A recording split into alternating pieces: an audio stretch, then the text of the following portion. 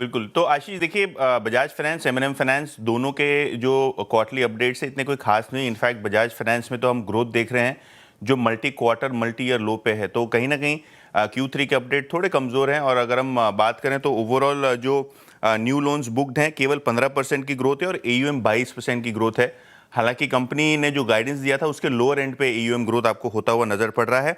और अगर हम बात करें Q3 में AUM केवल 23,600 करोड़ रुपए से ग्रो होता हुआ नजर पड़ रहा है।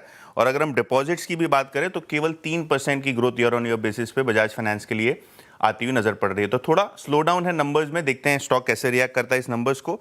और M&M Mahindra and Mahindra finance की भी बात करें तो एस्टिमेटेड ओवरऑल जो डिसबर्समेंट है केवल 7% ऊपर है, 17,600 करोड़ रुपए के आसपास की हुई है।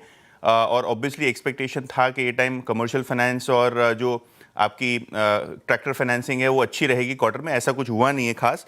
और अगर हम कलेक्शंस देखें तो वो भी फ्लैट है 95% पे ईयर ऑन ईयर बेसिस पे। और एसेट क्वालिटी की भी बात करें तो सिक्वेंशली बिल्कुल फ्लैट आपको महिंद्रा एंड महिंद्रा फाइनेंशियल की आती हुई नजर पड़ रही है। सबसे पहले डीमार्ट की बात करते हैं। Avenue Supermarts much awaited number था, काफ़ी वीक है।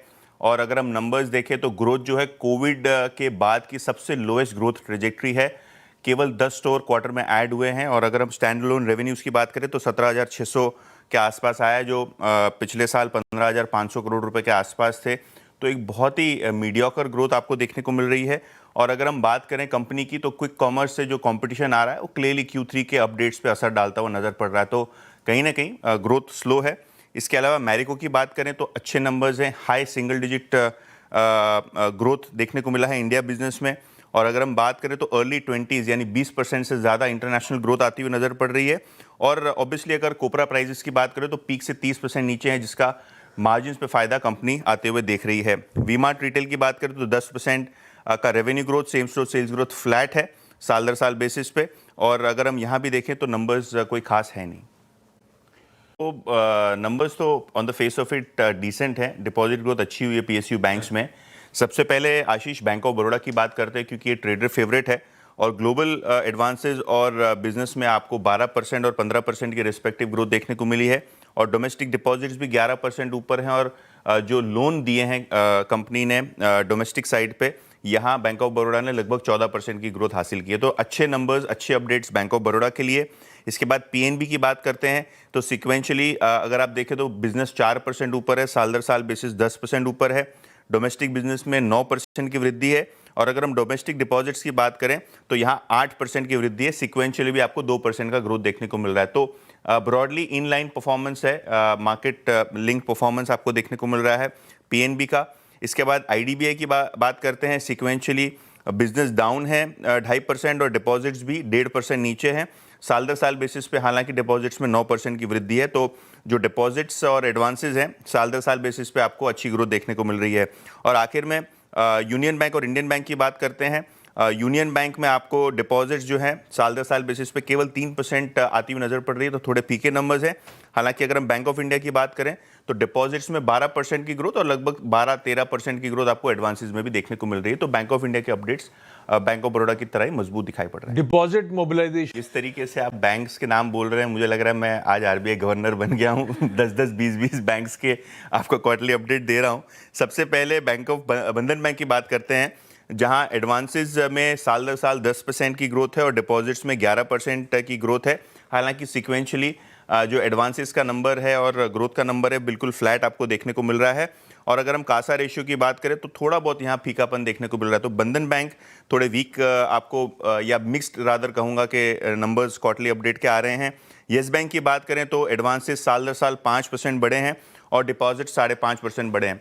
लेकिन क्यों यहाँ आपको बड़ा इंपैक्ट नहीं आएगा, क्योंकि ऑब्वियसली इन लोग ने जो अभी रिसेंटली जापानीज बैंक के साथ डील की है तो शायद इनको बहुत बड़ा कैपिटल आ रहा है, तो ऑब्वियसली ये ज़्यादा मैटर नहीं करेगा। तो देखते हैं ये स्टॉक कैसे रिएक्ट करता है। Catholic Syrian bank, CSB bank की बात करते हैं। डिपॉजिट्स में ज़बरदस्त 21% की ग्रोथ और एडवांसेस में 30% की ग्रोथ। और इसमें देखिए गोल्ड लोन का एक प्रोपोर्शन बहुत ज़्यादा है, जिसके कारण ग्रोथ ज़बरदस्त रही है। पिछले क्वार्टर भी हमने देखा था कि जो गोल्ड और गोल्ड ज्वेलरी के लोन्स हैं 46% ग्रो हुए हैं। तो गोल्ड लोन की वजह से कैथलिक सीरियन बैंक का प्रदर्शन शानदार रहा है। और इक्विटास स्मॉल फाइनेंस बैंक की आखिर में बात करते हैं, जहां एडवांसेस 15% और डिपॉजिट्स में साल दर साल बेसिस पे 7% की ग्रोथ देखने को मिली है। तो देखिए, ये जो प्रोडक्शन नंबर्स हैं ये आते हैं वेदांता और हिंदुस्तान जिंक के लिए। एल्यूमिनियम प्रोडक्शन साल दर साल बेसिस पे केवल 1% बढ़ा है, और जिंक जो है क्योंकि हिंदुस्तान जिंक से इनको प्रोडक्शन मिलता है तो कंसोलिडेट होता है, तो सिक्वेंशली 9% की ग्रोथ और साल दर साल बेसिस पे 4% की ग्रोथ देखने को मिली है। और सिल्वर प्रोडक्शन देखिए, हम लोग ये सोच रहे थे कि सिल्वर हिंदुस्तान जिंक में बहुत अच्छी तरीके से कर रहा है, लेकिन प्रोडक्शन में डिप आया है। इनफैक्ट वेदांता का जो कंसोलिडेटेड नंबर है सिल्वर प्रोडक्शन का, वो साल दर साल बेसिस 1% नीचे है। और हिंदुस्तान जिंक की भी बात करें तो यहाँ रिफाइंड जिंक प्रोडक्शन 8% बढ़ा है, लेड का जो प्रोडक्शन है वो 11% नीचे है। तो अगर हम बात करें वेदांता और हिंदुस्तान जिंक की, तो दोनों ही सिल्वर और एल्यूमिनियम जो मेन कमोडिटीज है, दोनों कंपनीज की अर्निंग्स ड्राइव करती हैं, यहाँ हमने प्रोडक्शन बिल्कुल फ्लैट देखा है क्वार्टर ऑन क्वार्टर और सिक्वेंशियल बेसिस पे। ब्रेक लीजिए। हाँ, तो रियल एस्टेट की बात करें तो शोभा की बात करते हैं सबसे पहले, जहां टोटल सेल्स 52% बढ़ी हैं साल दर साल बेसिस पे, और रियलाइजेशंस में लगभग 13% की ग्रोथ आती हुई नजर पड़ रही है। इनफैक्ट अगर हम न्यू एरिया सेल्स की बात करें तो कहीं ना कहीं यहाँ 35% की ग्रोथ है। अच्छा, इसको सिक्वेंशियली भी अगर आप कंपेयर करेंगे तो नंबर फ्लैट है। तो जिस तरीके से कंपनी का Q2 में परफॉर्मेंस रहा है, Q3 में भी अच्छा रहा है, तो कहीं ना कहीं फेस्टिव सीजन ने इस पर्टिकुलर कंपनी को जो है अच्छी तरीके से अपना सेल्स मोमेंटम चलते हुए देखा है। और दूसरा आपने स्टॉक कौन सा कहा है? बजाज हाउसिंग। बजाज हाउसिंग। अच्छा, बजाज हाउसिंग की अगर हम बात करें तो यहाँ कोई खास अपडेट्स हैं नहीं, क्योंकि अगर हम डिपॉजिट ग्रोथ की बात करें तो बिल्कुल ही फ्लैट हैं। अगर हम AUM की बात करें तो बजाज फाइनेंस से ज़्यादा बेटर नंबर है, 23% की AUM ग्रोथ है।